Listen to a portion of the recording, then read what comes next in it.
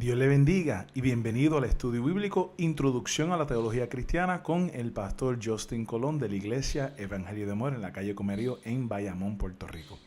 Esta es la clase número 9 en nuestra serie Introducción a la Teología Cristiana que estamos llevando a cabo en nuestra congregación todos los miércoles a las 7:30 de la noche, y estos estudios sirven de resumen del estudio bíblico que llevamos a cabo en la iglesia también para ayudar a aquellos hermanos y hermanas que quizás no pueden llegar al templo y así puedan mantenerse informados sobre lo que está ocurriendo ahí, también compartir esta información. Hoy vamos a estar tocando el tema de la iglesia. ¿Qué es la iglesia? Y vamos a estar tocando especialmente qué hace la iglesia diferente. Esta fue una pregunta que estuvimos haciendo en nuestra congregación el miércoles en el estudio bíblico. ¿Qué hace la iglesia diferente de otras instituciones humanas? ¿Qué hace la iglesia diferente de otras organizaciones, instituciones sin fines de lucro, organizaciones cívicas, organizaciones gubernamentales, deportivas, académicas? ¿Qué hace la iglesia diferente de las demás organizaciones que tenemos en nuestra sociedad? Y para poder contestar esa pregunta tenemos que entender qué es exactamente la iglesia. Erróneamente, muchas veces cuando yo pregunto qué es la iglesia, la gente usualmente muchas veces me responde, pues la iglesia es el lugar donde vamos a adorar a Dios, el lugar. O sea que la iglesia es un lugar físico. Pero realmente, en términos bíblicos, la iglesia no es un lugar físico. La iglesia es la comunión de los santos. Cuando vamos al credo apostólico, se reafirma que la iglesia no es un lugar físico, no es un edificio, no es un templo donde se va a adorar a Dios, sino que la iglesia es la unión de aquellos que sirven a Dios y se reúnen porque tienen en común el responder al llamado de Jesucristo. La iglesia son los seguidores de Jesucristo. La iglesia son aquellos que se han respondido afirmativamente al llamado de Jesucristo de tomar nuestra cruz y seguirle a Él. Así que la iglesia es la comunión de los santos, aquellos que responden al llamado de seguir a Jesucristo. No es un lugar. La iglesia lo componemos los discípulos de nuestro Señor Jesucristo. Y a mí me encanta cuando afirma la comunión de los santos, porque eso afirma el aspecto comunal de lo que es la fe cristiana. Vivimos una sociedad, especialmente en Occidente, sumamente individualista, una sociedad sumamente individualista donde el valor máximo es el individuo, donde muchas veces la fibra social que nos unía se ha puesto un poco en tela de juicio y en duda, se ha debilitado, y donde cada uno de nosotros vivimos un poquito más retraído hacia nuestros propios reinos pequeños, buscando nuestra propia sabiduría, ser Dios de nuestra propia vida y no tener que someterse al criterio de los demás, quién eres tú para juzgar, sino que cada uno decide por sí mismo su propia verdad. Y vivimos en una época donde, como quizás nunca antes, se reafirma esa individualidad, donde el valor último es el individuo. Sin embargo, la fe cristiana nos enseña que Dios nos ha creado para vivir en comunidad, y eso lo ha afirmado también la sociología, la antropología también como ciencia social, ha identificado que uno de los aspectos que nos distingue en el resto del reino animal somos seres sociales. ¿Sabe? Y sin sociedad realmente no podemos sobrevivir. Y cuando afirmamos que la iglesia no es un lugar meramente, sino que la iglesia es la comunión de los santos, estamos reafirmando ese aspecto comunal de lo que es nuestra fe, que contrarresta el individualismo que está presente en nuestra sociedad. Hoy día es muy común las personas decir: yo no necesito ir a la iglesia, yo soy buena persona, ¿para qué ir a la iglesia? Y es que no, hay un falso concepto. ¿Para qué ir a la iglesia? ¿Ve? La pregunta no es para qué ir a la iglesia, sino que la pregunta es para qué ser parte de ese grupo, ¿verdad? ¿Y por qué? ¿Por qué Dios nos ha llamado y nos ha convocado a ser parte de un grupo que siguen al Señor Jesucristo, ¿verdad? ¿Por qué? Porque no podemos solos. No podemos solo seguir a Cristo, no es fácil solo, no se puede. El llamado el llamado que nos hace el Señor Jesucristo es un llamado de hacerlo en conjunto, donde en conjunto respondemos al llamado de seguir a Cristo. En conjunto respondemos al llamado de tomar nuestra cruz y seguirla a Él. En conjunto respondemos al llamado de negarnos a nosotros mismos. En conjunto afirmamos ese deseo de amarnos los unos a los otros. En conjunto respondemos a ese llamado de exigirnos y rendir cuentas. Es algo que muchas veces es incómodo, ¿verdad? Pero es parte esencial de lo que es la iglesia. Así que ese aspecto comunal, el definir la iglesia como lo hace el credo apostólico, como la comunión de los santos, sirve para contrarrestar el individualismo que vemos presente en nuestra sociedad.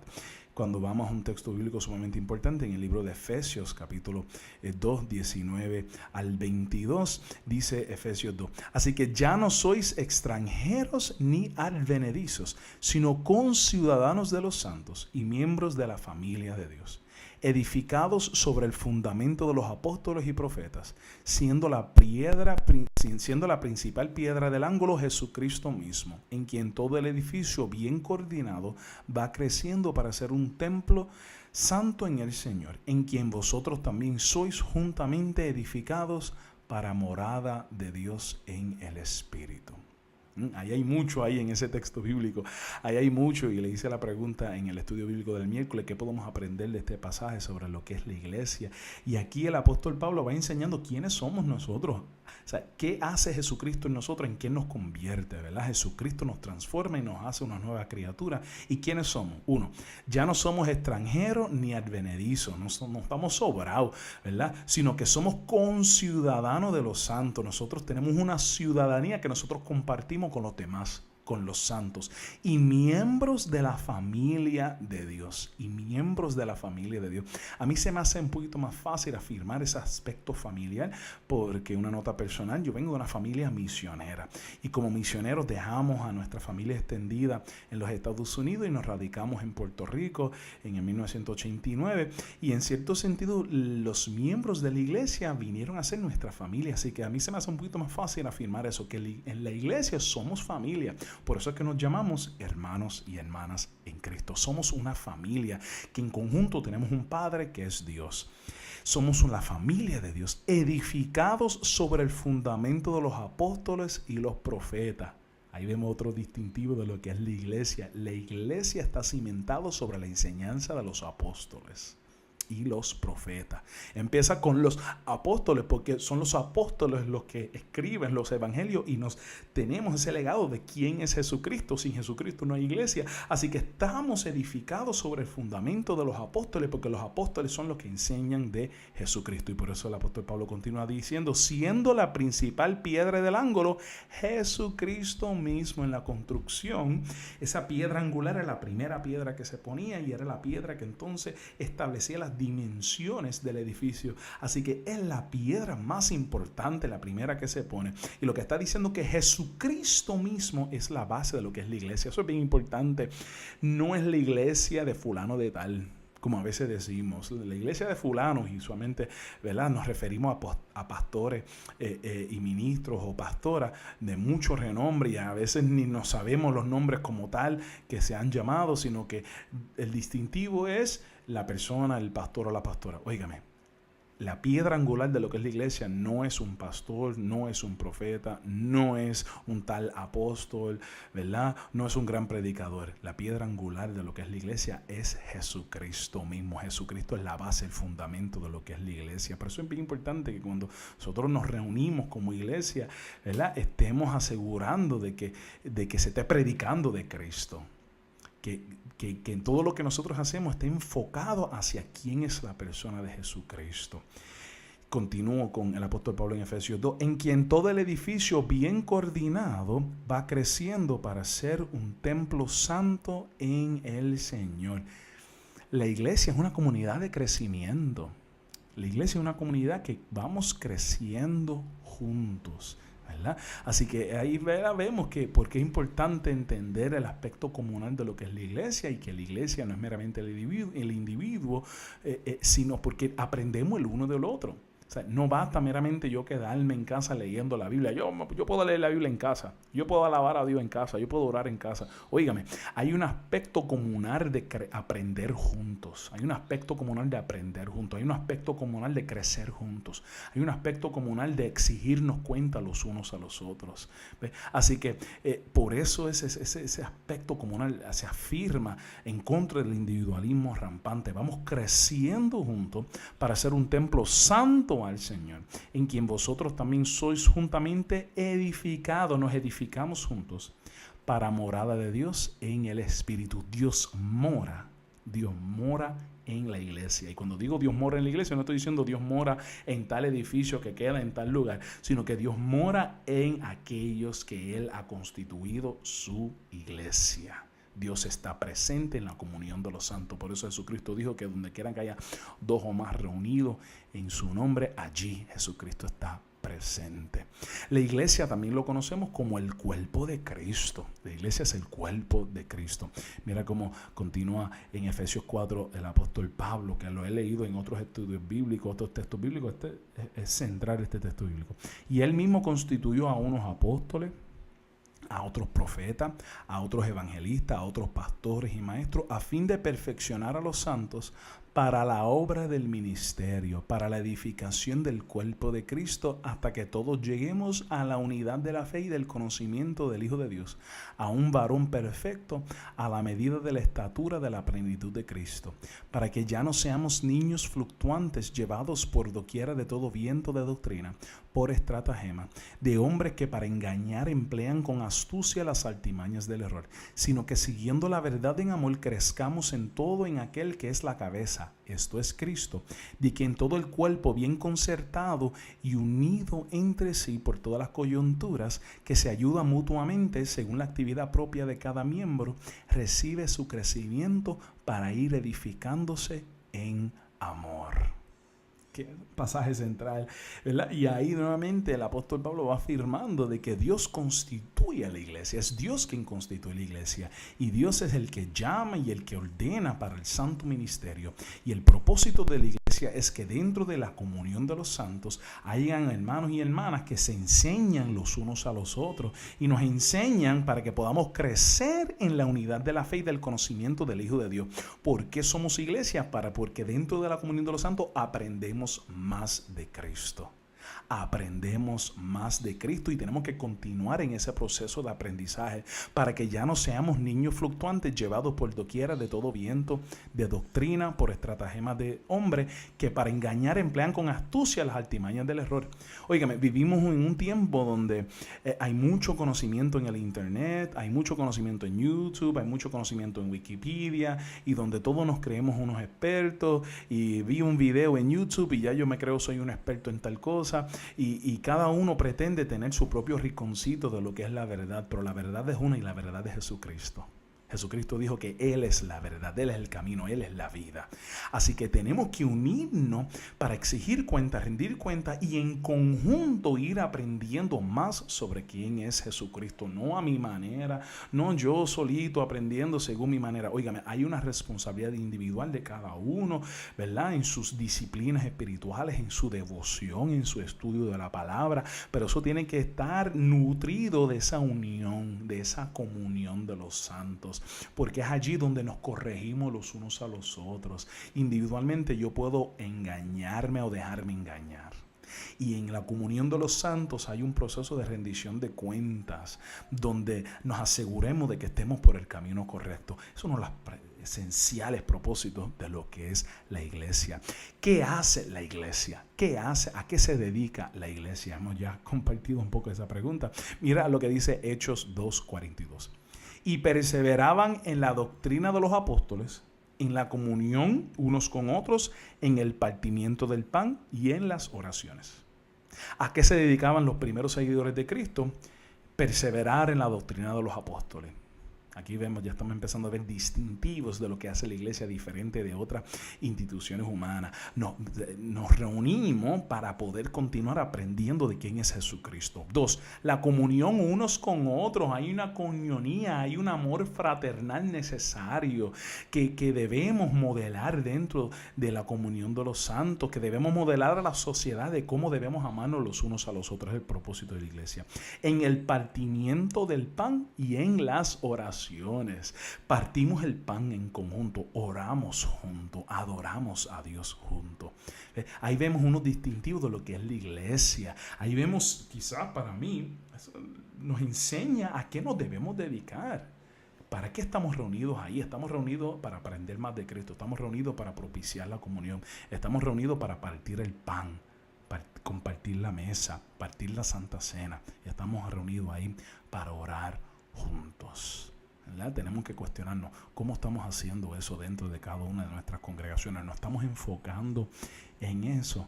No estamos enfocando en eso. ¿Qué es lo que nos distingue a nosotros como iglesia? Hace poco estuve pasando por un templo y decía, somos una iglesia diferente. Yo me preguntaba, ¿qué es lo que hace a ese grupo ahí diferente? Lo que nos debe distinguir es que somos una iglesia bíblica.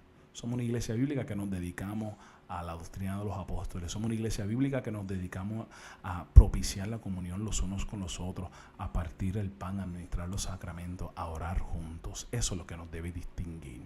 Juan Calvino tiene una cita que me parece que ha sido usado muy en común para entender mejor de lo que es la iglesia. Dice Juan Calvino, doquiera que vemos que la palabra de Dios se predica y escucha puramente, y que los sacramentos se administran según la institución de Cristo, no hemos de dudar que allí está la iglesia. No hemos de dudar que allí está la iglesia. Juan Calvino dice que los distintivos, ¿cómo yo sé qué es una iglesia? ¿Verdad?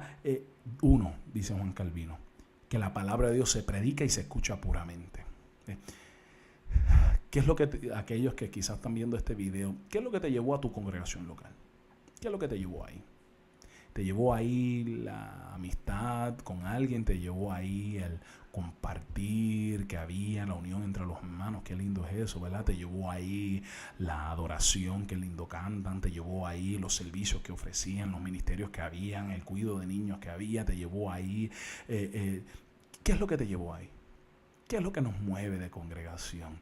Fíjate que Juan Calvino dice que debemos procurar donde se esté predicando la palabra de Dios puramente. Porque la palabra de Dios es lo que forma la iglesia. La palabra de Dios. Estamos ahí reunidos para exponer las Sagradas Escrituras. Lo que distingue a la iglesia es que se predica el Evangelio del Señor Jesucristo. Así que, uno, dice él, la palabra se predica y se escucha puramente. Y dos, que se administren los sacramentos. Que se administren los sacramentos según Cristo ha instituido. Según Cristo ha instituido. Así que Juan Calvino dice que los distintivos de la iglesia es que uno, se predica la palabra de Dios. Y dos, la mesa, los sacramentos. Ahora bien, ¿qué son los sacramentos? ¿Qué son los sacramentos? Los sacramentos son acciones que testifican a Dios. Son acciones que testifican a Dios. Estamos utilizando de base el libro de Justo González y Saida Maldonado, Introducción a la Teología Cristiana, y ellos ahí van definiendo lo que son los sacramentos. Acciones que testifican a Dios. Acciones que se vuelven palabra de Dios, que cuando nosotros practicamos los sacramentos, Dios se hace presente y Dios nos habla por medio de ellas.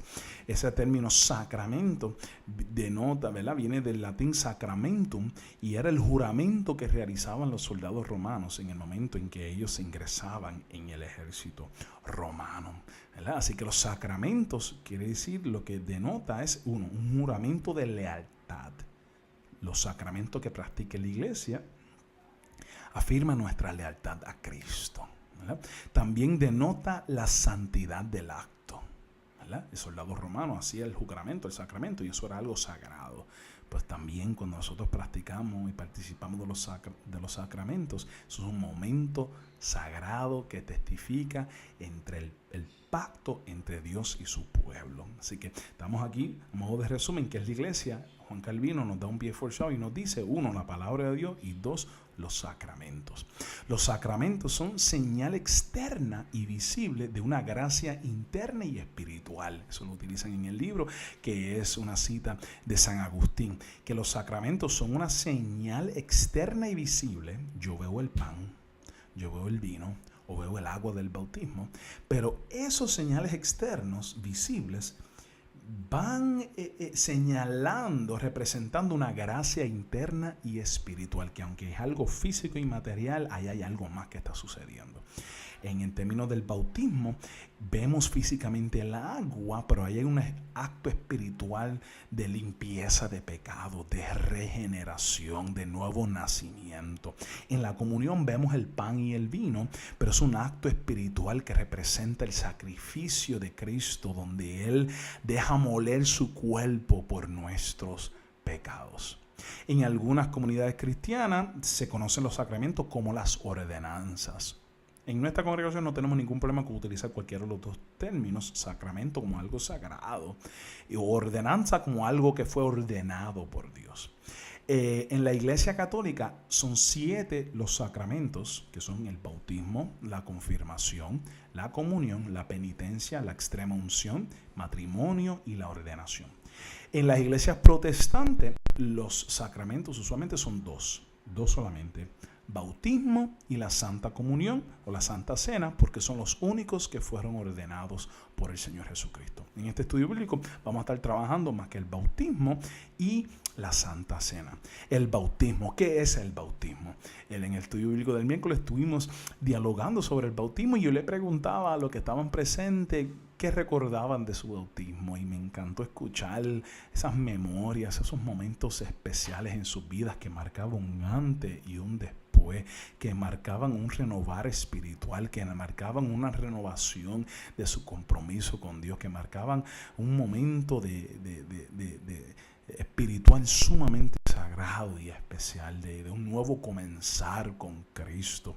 El bautismo es el ritual por el cual nuevos creyentes se inician en la iglesia. Todos los creyentes deben bautizarse. Si tú eres un seguidor de Cristo y tú no te has bautizado, bautízate, hazte miembro de una iglesia, de una comunidad cristiana y bautízate, que te bauticen. El bautismo también se señala como sello de fe. Históricamente se ha señalado el bautismo como sello de fe. Y lo que hace es que señala que es similar a la circuncisión. Es similar a la circuncisión porque el bautismo marca los miembros del pacto. La circuncisión marcaba a los miembros que eran parte del pueblo escogido por Dios en el Antiguo Testamento. Y el bautismo también marca, es una señal que dice, esos le pertenecen a Dios. El bautismo también es testimonio. El que se bautiza está testificando de su fe. Por eso en nuestra congregación nos gusta hacer bautismo a nivel público, en lugares públicos, para que todo el mundo vea que esto es un seguidor de Cristo y esa persona puede testificar públicamente: yo soy un seguidor de Cristo, mi vida le pertenece a Jesucristo. Y es testimonio también de Dios. Dios testifica su disposición de no dejarnos morir en nuestros pecados, sino regenerarnos por las aguas bautismales, ¿verdad? Por las aguas bautismales. Ahora, hay diferencias en cómo se bautiza en distintas congregaciones cristianas. Por ejemplo, tenemos quizás las más que conocemos a nivel bíblico, es el bautismo por inmersión, que envuelve sumergir a alguien. Cristo fue bautizado por inmersión, Cristo fue sumergido en el río Jordán. O tenemos el bautismo por aspersión, que es cuando se vierte agua sobre alguien, ¿verdad? También una de las diferencias que tenemos en cuanto al bautismo son los paidobautistas. Los paidobautistas son los que bautizan los bebés de los creyentes. Los paidobautistas, pues tenemos un miembro de la iglesia y tiene un hijo, pues le bautizamos su hijo o su hija, ¿verdad? Los paidobautistas también bautizan adultos. Si alguien se convierte a Cristo y nunca se ha bautizado, pues los paidobautistas van a bautizar también a ese adulto que se ha convertido a Cristo, pero se llama paidobautista porque ellos bautizan niños o bebés.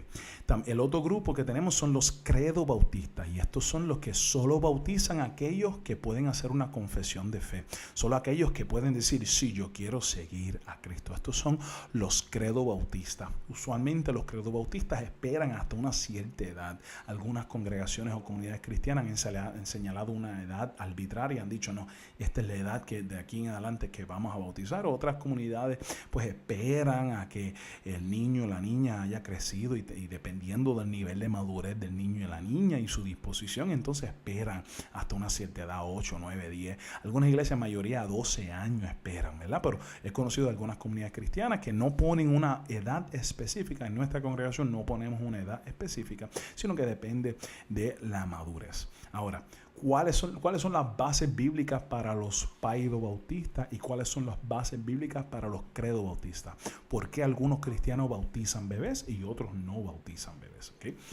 Los paidobautistas, los que bautizan bebés, pues en la historia de la iglesia cristiana ya tenemos evidencia en el segundo siglo, donde ya la iglesia cristiana, en el segundo siglo, tenemos evidencia de bautismo de bebés.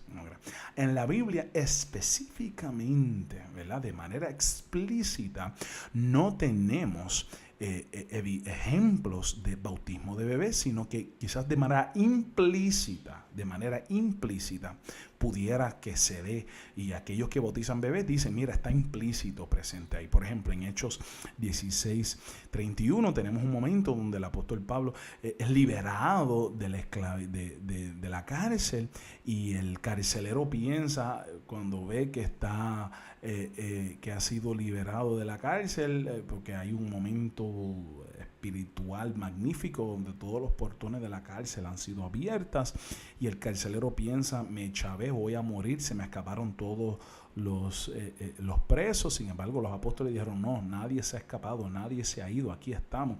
Y ese hombre queda tan marcado por el testimonio de los apóstoles que le pide a ellos que prediquen en su casa.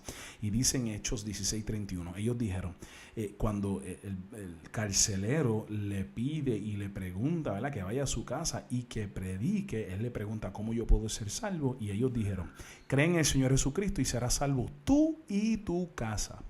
Y le hablaron de la palabra del Señor a él y a todos los que estaban en su casa. Y él, tomándolos en aquella misma hora de la noche, les lavó las heridas y enseguida se bautizó él con todos los suyos. Así que aquellos que bautizan bebé dicen, mira cómo dice ahí, la promesa es para nosotros y para toda nuestra familia. La salvación no solamente para nosotros, sino para toda nuestra familia. Así que vemos que se bautizó, ¿verdad? Será salvo tú y tu casa, y que en esa noche se bautizó él con todos los suyos. Aquellos que bautizan bebé dicen, mira, implícito está ahí que sus hijos, sus niños, fueron bautizados también.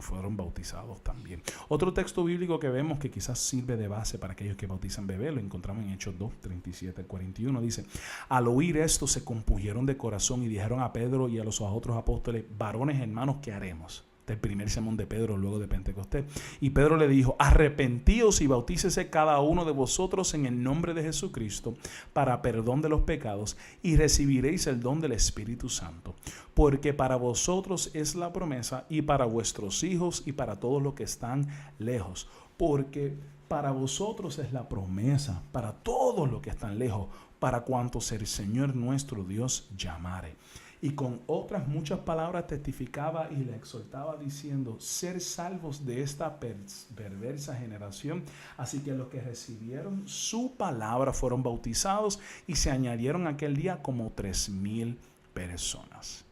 Y pongo ahí ennegrecida esa parte, vela, bien importante, porque para vosotros es la promesa, para vuestros hijos y para todos los que están lejos. Aquellos que bautizan bebé dicen, mira, la promesa no es solamente para mí, sino para mi hijo. Así que yo soy cristiano, soy creyente, soy bautizado, mi hijo nace, la promesa es para él, lo voy a bautizar. Aquellos que no bautizan bebé dicen, mira, ahí no está explícitamente dicho que hay que bautizar el bebé, sino que lo están interpretando de manera implícita. Y aquellos que no bautizan bebé dicen que, mira, cuando el Señor Jesucristo nos mandó a bautizar, ¿qué fue lo que nos mandó a hacer? Mateo 28:19 dice, por tanto, ir y hacer discípulos a todas las naciones, bautizándolos en el nombre del Padre y del Hijo y del Espíritu Santo, enseñándoles que guarden todas las cosas que os he mandado. Y aquí yo estoy con vosotros todos los días hasta el fin del mundo. Amén. Así que los que no bautizan bebé dicen, miren, primero tenemos que discipular. Y luego que discipulamos, entonces los bautizamos en el nombre del Padre, del Hijo y del Espíritu Santo. O sea, los que no bautizan bebé dicen, el orden que nos delegó el Señor Jesucristo fue primero discipular y luego bautizar. No es bautizar y luego discipular. ¿Okay? Otro texto, ¿verdad?, que lo vemos ahí mismo en Hechos 2, que aquellos que bautizan, no bautizan bebé, dicen, mira lo que dice Pedro. Pedro dice, arrepentíos y bautícese. Así que un criterio para el bautismo, según los credos bautistas, es que hay que arrepentirse primero. Y el bebé no se está arrepintiendo. El bebé es un sujeto a mano de sus padres y de quien lo esté bautizando. Así que aquellos que afirman El credo bautismo dicen, mira, el arrepentimiento y el discipulado tienen que estar bien ligados a lo que es el bautismo. Aquellos que bautizan bebé dicen, esto viene del pacto de Dios. Dios ha hecho un pacto con nosotros, un nuevo pacto en el Señor Jesucristo, y ese pacto no es solamente para mí, sino también para mis hijos. Tal y como en los israelitas se circuncidaban los niños para marcar lo que ellos como niños y hijos eran hijos del pacto, pues también los bebés se bautizan. En nuestra congregación nosotros bautizamos solamente a aquellos que tienen esa oportunidad de expresar su deseo de seguir a Cristo, ¿verdad? Así que esperamos a una cierta edad de madurez de nuestros niños y niñas, ¿verdad? Porque entendemos que el bautismo tiene que ir ligado a lo que es el discipulado. El bautismo tiene que ir ligado a lo que es el discipulado, el arrepentimiento. Así que cuando un niño tiene esa capacidad de reconocer sus pecados y tiene esa capacidad de arrepentirse, y por el Espíritu Santo hay arrepentimiento en la vida de ese niño, esa niña o ese jovencito, pues entonces ahí vemos como ese es el momento para entonces bautizar, ¿okay? Pero para que puedan ver las diferencias que hay entre confesiones cristianas y que ambos tienen sus debates bíblicos, ¿verdad? Distintos textos bíblicos. El segundo de los sacramentos que los protestantes practicamos es la Santa Cena. Y la Santa Cena nos recuerda la Cena Pascual. La Santa Cena nos recuerda la Cena Pascual. La Cena Pascual era recordando ese momento en que el pueblo de Dios fue liberado de la esclavitud de Egipto. El momento en que la última de las plagas, donde el ángel de muerte, ¿verdad? Enjuicia al pueblo de Egipto por su negación de dejar ir libre a los israelitas por su opresión sobre los israelitas, y vemos que el último de las plagas es la muerte de los primogénitos. Sin embargo, el pueblo de Israel fue avisado por Dios y había hecho un sacrificio con un cordero y había marcado las puertas de su casa con la sangre de un cordero, y el ángel de la muerte pasó sobre esas casas que eran marcados con la sangre del cordero y no tocó los primogénitos de esa casa. Así que la Cena Pascual recuerda ese momento donde Dios libró al pueblo de Israel de la esclavitud en Egipto, pero especialmente los libró de la muerte, de ese juicio y de la muerte de los primogénitos, ¿verdad? Y la Santa Cena va señalando eso, ¿verdad? Va señalando cómo nosotros somos librados de la muerte por la sangre de Cristo. Tal y como el pueblo de Israel fue librado de la muerte por la sangre de un cordero, marcaron su casa con la sangre de un cordero, señalando ese pacto, esa promesa entre Dios y el pueblo de Israel. Nosotros también celebramos la Santa Cena y recordamos cómo por medio de la muerte de Cristo, ¿verdad?, somos nosotros librados, cómo por la sangre de Cristo somos nosotros librados de la muerte. La Santa Cena tiene una vasta historia de lo que es dentro del cristianismo. Posiblemente originalmente la Santa Cena, hoy día cuando practicamos la Santa Cena, usualmente lo practicamos más que con el pan y una copita de vino. Sin embargo, en los inicios de la fe cristiana y de los primeros creyentes, más posiblemente era una cena comunitaria. Vemos eso en 1 Corintios 11, donde el apóstol Pablo está lidiando con unos problemas que han surgido dentro de la iglesia de Corinto, dentro de esa iglesia, y todo el mundo está trayendo para esa cena comunitaria. Cada vez que se reunían los domingos tenían una cena, compartían una cena, y esa cena recordaba la última cena, ¿verdad?, de Cristo con sus discípulos. Con el pasar del tiempo, algunos por aspectos prácticos, en vez de ser una cena full, completa, pues solamente se hacía como la cena pascual que practicaban los judíos, recordando ¿verdad?, la cena pascual, que es pan sin levadura. Los primeros cristianos, como vemos en la historia de la iglesia, practicaban la cena todos los domingos. ¿Por qué? Porque de esa manera recordaban no solamente la muerte, sino la resurrección de nuestro Señor Jesucristo. Recordaban que Cristo resucitó de entre los muertos. Ahora, igualmente con el bautismo, en la Santa Cena hay división. No todos los creyentes y cristianos estamos en acuerdo en cuanto a lo que es la Santa Cena. Y uno de los temas que hay un poquito de división es la pregunta de cómo está Jesús presente en la Santa Cena. ¿Cómo Jesús se hace presente en la Santa Cena? Marcos 14:22 dice: tomar esto es mi cuerpo. Tomar esto es mi cuerpo. Jesucristo dice que el pan es su cuerpo.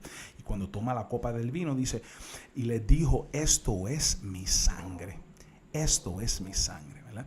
Ahora, cuando Jesucristo dice, este es mi cuerpo y esto es mi sangre, literalmente su cuerpo, literalmente su sangre. Pues algunas confesiones cristianas dicen, esto es el cuerpo de Cristo, esa es la sangre de Cristo, porque Jesucristo dijo, esto es. Otros dicen, mira, eso es más bien, ¿verdad?, un figurativo o simbólico de lo que es Cristo presente cuando estamos allí celebrando la Santa Cena.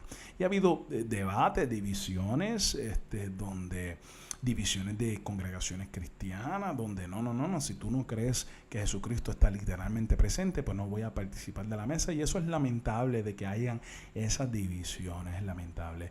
El texto dice, tomar esto es mi cuerpo. Algunos dicen, bueno, pues él dijo eso, pero pudiera ser literal. Yo creo que no debemos tanto envolvernos en ese debate si es literal o no, sino también creer que Cristo está presente, realmente Cristo está presente, porque Jesucristo dijo que donde quieran que haya dos o más reunidos en mi nombre, allí yo estoy. Así que Jesucristo está presente dentro de la Santa Cena porque Él lo dijo. Él dijo que iba a estar presente y estamos en acuerdo con eso, ¿verdad? La Santa Cena es un memorial, nos recuerda el sacrificio de Cristo. Cada vez que practicamos y participamos de la Santa Cena, nos recuerda lo que Cristo ha hecho por nosotros. En 1 Corintios 11 dice, hacer esto todas las veces que la beberéis en memoria de mí. Hacer esto todas las veces que la beberéis en memoria de mí. También la Santa Cena apunta hacia el banquete espiritual que tendremos en el reino de Dios. Cada vez que nos reunimos en la Santa Cena es un anticipo, es una manera de anticipar ese gran banquete que vamos a tener con Cristo en el reino de Dios. Y la Santa Cena también señala lo que es la comunión entre Cristo y su iglesia. Somos uno, ¿verdad? Y somos uno de tal manera que nosotros comemos este pan y Cristo está en mí y yo le pertenezco a Cristo. Él es mi alimento, yo me nutro de Cristo. Sin Cristo no tengo vida. Jesucristo dijo que Él es el pan de vida que descendió del cielo, y lo que está diciendo Jesucristo es que está diciendo que sin mí ustedes no pueden vivir, y eso lo afirmamos y lo confesamos. Sin Cristo no tenemos la verdadera vida, porque la verdadera vida solamente está en reconciliación con Dios, y la única manera de ser reconciliado con Dios es por medio de Cristo, su sangre y su cuerpo molido por nosotros. Así que la Santa Cena lo que hace es afirmar ese pacto, esa disposición de Dios darse a sí mismo por nosotros, y como Dios se da a sí mismo por nosotros, nosotros nos damos a Dios, le decimos, Dios, mi vida te pertenece a ti. Una cita del libro de Justo González y Saída Maldonado, Introducción a la Teología Cristiana, algo que me encanta en cuanto a lo que es la eficacia de los sacramentos. Ellos dicen de la siguiente manera: los sacramentos son acción de Dios antes de ser acción nuestra. Su efectividad está en que conllevan la palabra de Dios y su promesa de salvación, puesto que la palabra de Dios es activa y creadora. En los sacramentos esa palabra actúa para nuestra salvación. Luego, aunque los sacramentos sin la fe son inútiles, lo que les da eficacia a los sacramentos no es nuestra fe, sino la gracia de Dios que actúa en ellos. Los sacramentos, el bautismo, la Santa Cena son útiles en la medida en que son acciones de Dios. Dios está accionando a favor de nosotros. Cuando nos bautizamos, Dios se está regenerando, Dios está haciendo nuevo, nos está limpiando, muere. Hay una muerte espiritual y hay una resurrección espiritual en las aguas bautismales. Cuando participamos de la Santa Cena, Dios está presente, ¿verdad? Afirmando su pacto con nosotros. Continúo leyendo la cita del libro. Dice, en resumen, al considerar los sacramentos tenemos que cuidar de no atribuirles una eficacia mágica, como si por el solo hecho de celebrar un rito pudiésemos controlar la gracia de Dios. Empero, al mismo tiempo tenemos que afirmar que Dios actúa en ellos y que por tanto no se reducen a una expresión de nuestra fe o un ejercicio espiritual de nuestra parte. No es algo mágico, ya me tomé esto, comí el pan, ahora puedo seguir y ya tengo la bendición de Dios, o bautizo a mi niño y ya no tengo que volver a traerlo a la iglesia porque ya lo bauticé, como lamentablemente sucede. Sabemos que algunas personas erróneamente creen que porque bauticé al niño ya él tiene la bendición de Dios y nunca lo volví a llevar para que le continuaran inculcando, o tampoco los padres asumen esa responsabilidad de inculcar en la fe. No es algo mágico, ¿verdad? tomar esto, vengo a la iglesia, tomo la Santa Cena y me voy y sigo viviendo mi vida como me da la gana, confiando que porque me tomé esta Santa Cena ya. No es algo mágico. No. Hay un pacto envuelto allí. Nosotros no podemos controlar, no podemos pretender que nosotros podemos controlar la gracia de Dios. Que porque yo hago esto, entonces ahora Dios tiene que entonces a favor mío. No. Pero a la misma vez nosotros afirmamos que Dios es el que está actuando cuando participamos de la Santa Cena, cuando nos bautizamos. Dios está obrando de manera real en nuestras vidas. Algo que me encantó y que en el libro, en el capítulo que está tratando sobre los sacramentos, es el concepto del sacramento del prójimo. El concepto del sacramento del prójimo. ¿Qué quiere decir eso? Voy a leer la cita. El sacramento del prójimo. Lo que quiere decir es que el prójimo tiene un valor sacramental. En el Evangelio de Mateo, Jesús dice que quienes sirvieron a los necesitados, le sirvieron a Él. Luego, no basta con hablar acerca de la presencia de Cristo en la comunión. Hay que hablar también de su presencia en el necesitado, quien cobra entonces un carácter sacramental. Han habido muchos debates sobre cómo está presente Jesucristo en la Santa Cena, en la Santa Comunión. De algo estamos seguros, que Jesucristo dijo que porque nosotros estuvimos ayudando a los más pequeños, lo hemos ayudado a Él. Porque cada ser humano es creado en imagen y semejanza de Dios. Así que tenemos que ver al ser humano con ese también valor sagrado y sacramental. Y que no podemos pretender buscar a Dios en los sacramentos y no ver cómo Dios está presente en la necesidad de mi prójimo. Que no podemos reducir nuestra actividad espiritual más que a estos rituales. No podemos reducir la fe cristiana a unos rituales, sino que la iglesia tiene un imperativo de manifestar el amor de Dios hacia el prójimo, hacia el necesitado, hacia el pobre, hacia el menesteroso. Y que el compromiso de nosotros como creyentes y como iglesia es continuar la misión de anunciar las buenas nuevas a todos y todas. Y que envuelto en esas buenas nuevas es un accionar hacia favor de la justicia, hacia el favor de defender a los que menos tienen capacidad de defenderse, a los más vulnerables en nuestra sociedad. Tenemos que empezar a ver ese valor sacramental, que yo no puedo pretender pasarle por el lado a alguien que está hambriento porque voy a la iglesia e ignorar a esa persona que está al lado mío en necesidad, que yo no puedo predicarle Cristo te ama y esa persona está hambriento y no hacer algo por ayudarle.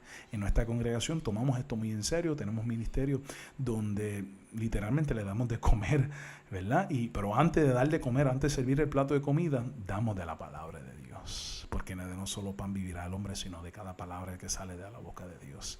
Y damos de comerle en ese compromiso que Cristo nos ha dado de amar a nuestro prójimo. Y que en nuestro país hay necesidad, hay verdadera necesidad.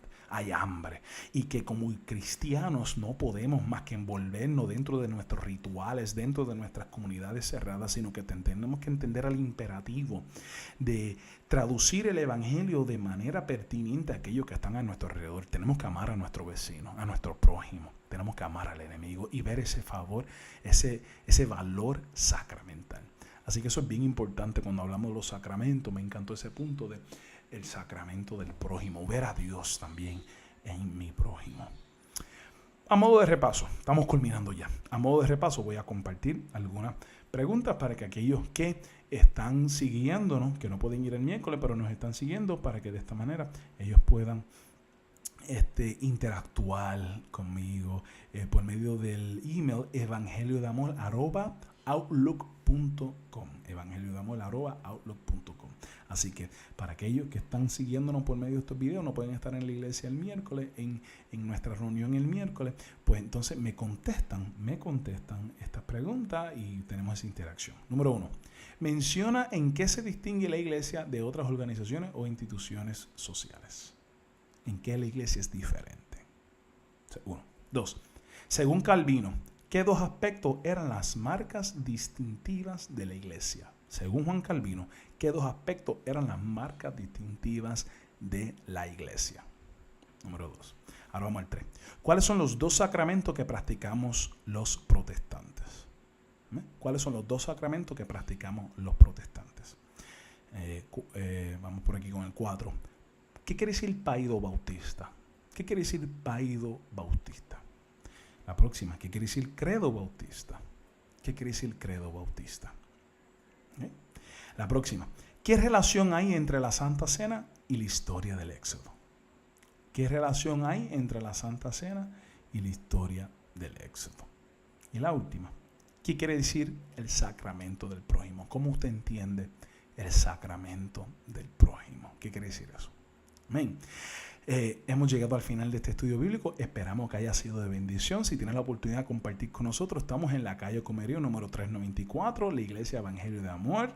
Nos reunimos ahí los domingos a las 10 de la mañana. Los miércoles son nuestros estudios bíblicos. Pero si no puedes llegar, puedes aprovechar estos videos y espero que esta ha sido de bendición a sus vidas. Dios les bendiga.